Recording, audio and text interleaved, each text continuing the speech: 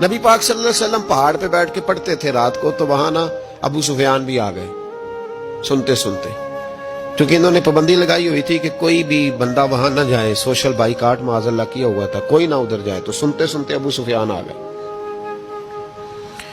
کہتے ہیں حضور قرآن پاک پڑھ رہے تھے تو مجھے لطف بڑا آیا سننے کا، تو وہاں ایک قریب جھاڑی تھی، تو ابو سفیان جھاڑی میں بیٹھ گئے۔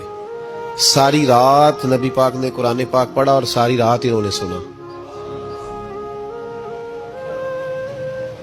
ہمیں اتنا ذائقہ بات سن کے بھی تو آنا چاہیے نا۔ کہتے ہیں اب مجھے نہیں پتا تھا کہ اخنس بن شریک بھی کہیں آیا ہوا ہے، اس نے بھی وہی بھی یہ دیکھنے آیا کہ کہیں کوئی وہاں آیا ہوا تو نہیں، وہ بھی کسی کونے میں جھاڑی میں بیٹھ گیا۔ حضور قرآن پاک کی تلاوت فرماتے رہے، وہ ساری رات سنتا رہا۔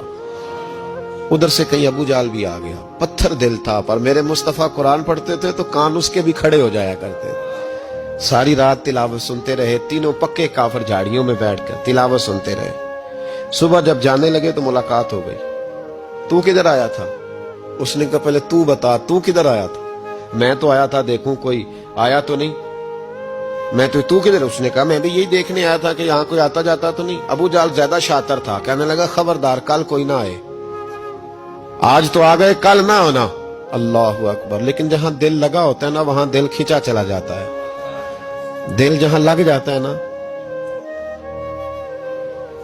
وہاں دل کھینچا چلا جاتا ہے۔ یہ دل کا بھی اپنا ایک معاملہ ہے نا۔ اب لگ گیا تھا قرآن پاک کی تلاوت سے۔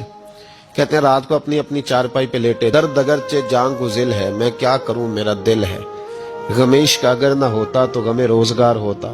اور وہ مزہ آتش نے کہا تھا، وہ مزہ دیا ہے تڑپ نے کہ میری آرزو ہے یا رب میرے دونوں پہلوؤں میں دل بے قرار ہوتا۔ کہتے ہیں کہ اگلی شام پھر آئی، وہی کیفیت، وہی انداز، وہی شوق۔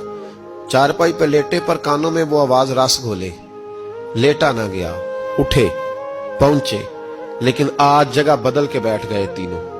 صبح ساری رات سنتے رہے محبوب کی تلاوت، صبح اٹھے تو پھر چوک میں ملاقات ہو گئی۔ تو کدھر آیا تھا؟ تو کدھر؟ ابھی بات ہونے۔ ابو جال ذرا زیادہ شاطر تھا، کہنے لگا میں تو تم دونوں کا خیال کرنے آیا تھا، کہیں تم دونوں تو نہیں آئے، یہ دیکھنے کے لیے آیا تھا۔ اللہ اکبر۔ 3 دن مسلسل آتے رہے اور میرے مصطفیٰ کریم کا ساری رات قرآن پاک سنتے رہے۔